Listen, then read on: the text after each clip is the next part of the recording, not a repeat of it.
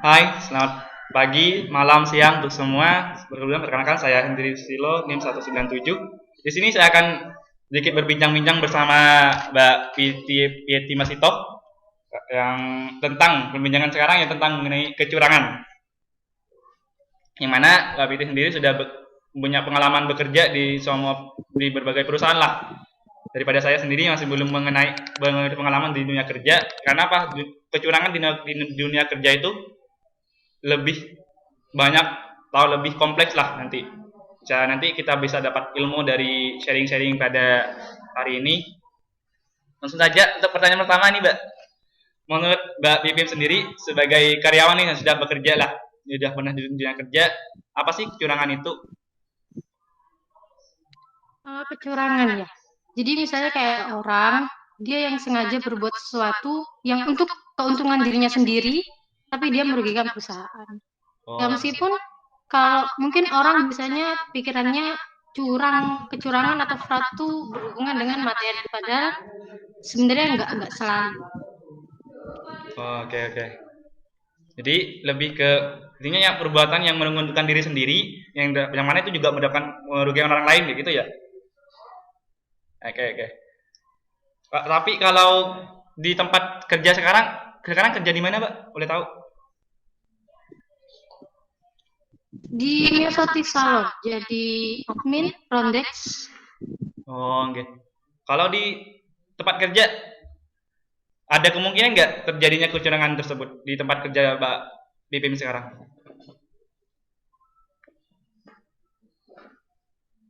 Sekarang karena ruang lingkupnya kecil dan ownernya ini turun langsung, jadi bisa ngawasin semua yang terjadi di salon.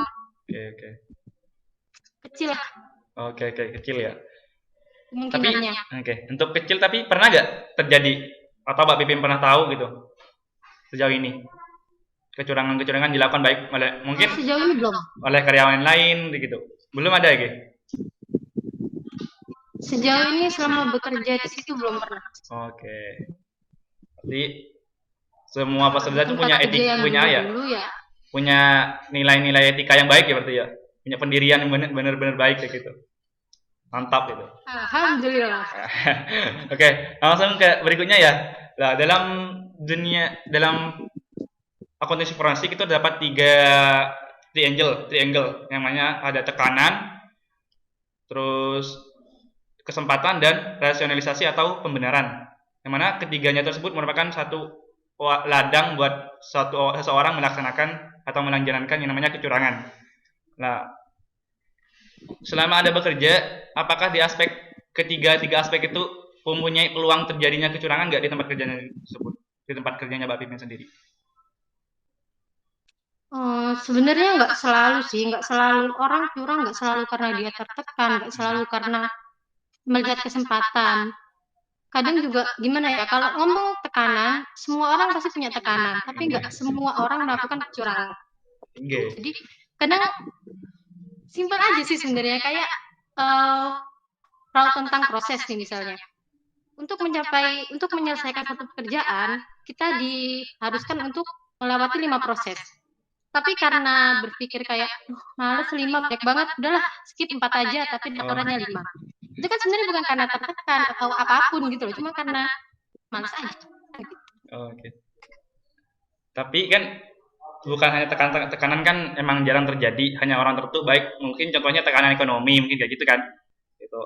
Tapi yang paling besar ini rasionalisasi dan emang semua orang pintar biasanya laksanain ini rasionalisasi, yang mana pembenaran. Yang hal-hal yang biasanya dilakukan apa ya, desainnya salah tapi dia udah biasa maka jadi dibenarkan kayak gitu kan. Contohnya, apakah ada kayak gitu deh? Sebenarnya itu salah, langkah itu salah, tapi itu dibenarkan karena udah biasa kayak gitu. Wah, sering. Ditempatin dulu. Ya karena udahlah biasa kayak gitu, biarin aja orang selesai juga, kerjanya kelar juga, hasilnya bagus ya udah. Oh. Jadi yang penting outputnya ya, dan gak merugikan orang lain juga kan. Selama ini merugikan lah. Jadi selama ini merugikan ya, kayak tindakan yang kayak tadi contohnya yang harusnya 5 langkah dipangkas menjadi beberapa langkah. Kayak gitu merugikan apa enggak? Ada yang dirugikan apa enggak? Merugikan dong. Misalnya gini, proses itu kan dibuat dengan tujuan. Udah ada tujuan apa? Dia 5 langkah. Misalnya dipotong satu, terus di kemudian hari ada masalah, diselidiki, terus ketemu misalnya karena 4 itu. Kan jadi masalah, merugikan perusahaan. Oke, sip. Jawabannya sangat bagus ya.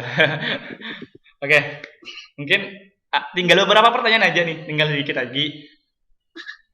Untuk di perusahaan tempat Mbak Pipin bekerja, pengendalian internal, yang mana pengendalian tersebut digunakan untuk mencegah terjadinya kecurangan itu ada apa enggak? Ada, meskipun kemungkinan terjadinya kecurangannya kecil, pengendalian itu tetap ada. Pasti tetap ada. Oke. Contohnya mungkin bisa dipaparkan kalau sedikit ya, paling gampang lah gitu. Kayak yang paling gampang kan kayak misalnya stok barang-barang di salon. Itu kan susah dikendaliin kan, karena ya banyak, terus dipajang. Jadi ya dikendalinya dengan semua transaksi apapun dicatat, terus diawasi langsung sama mutunya. Oh, oke. Jadi pengendaliannya pakai sistem akuntansi ya?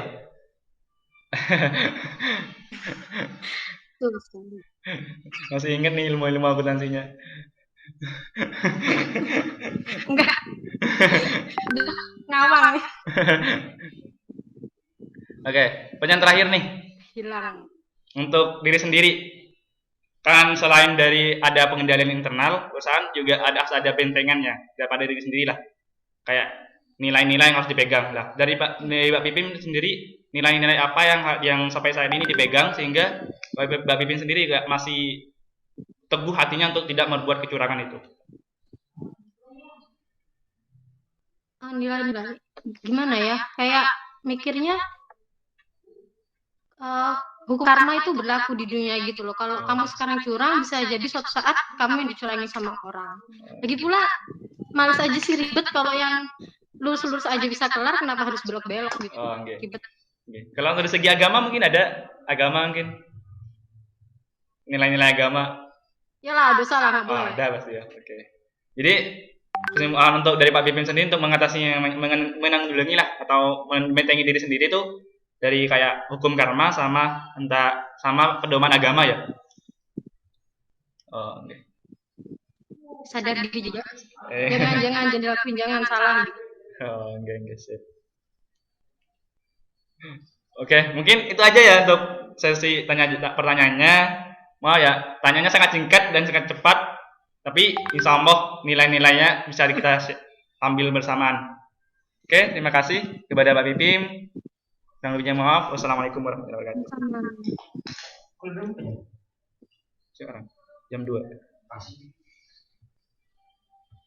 Ayo.